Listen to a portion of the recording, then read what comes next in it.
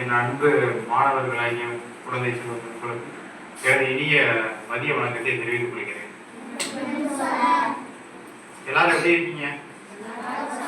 நல்லா இருக்கீங்களா? மதிய சாப்பிட்டீங்களா? சத்தமா சொல்லுங்க, நல்லா இருக்கீங்களா? நாளைக்கு உலக தண்ணீர் தினம், வேர்ல்டு வாட்டர் டே. சரிங்களா? அதுக்கே அவ்வளோ ஸ்பெஷல்.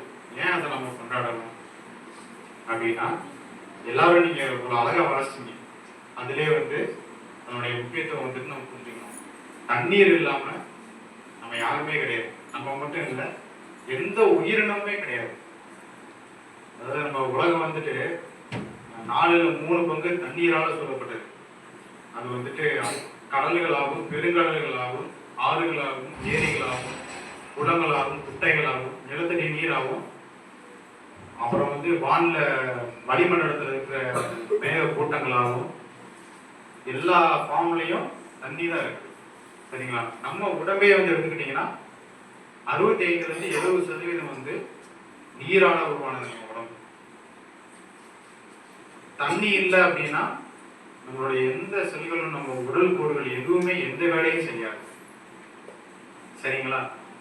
இந்த உலகம் உருவான உடனே தண்ணீர் உருவாச்சு. தண்ணீர்ல தான் முத உயிரினங்களோட தோற்றமே இருந்தது. நம்ம இன்னைக்கு இருக்கோம். இந்த உலகம் உருவாகி பல கோடிக்கணக்கான வருடங்கள் ஆயிடுச்சு. ஸோ பல கோடிக்கணக்கான வருடங்களுக்கு முன்னவே பார்த்தீங்க அப்படின்னா இந்த தண்ணீர் மூலக்கூறு உருவாயிருக்கு.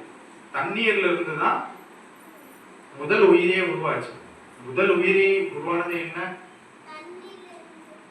யாரோ ஒருத்தர் சொல்லுங்க. தண்ணீர்ல இருந்து முதல் உருவான உயிரி என்று பாக்டீரியா. சரிங்களா? சின்ன சின்ன பாக்டீரியா. அந்த பாக்டீரியா தான் பரிணாம வளர்ச்சி அடைந்து மீனா மாறிச்சு தண்ணீர்.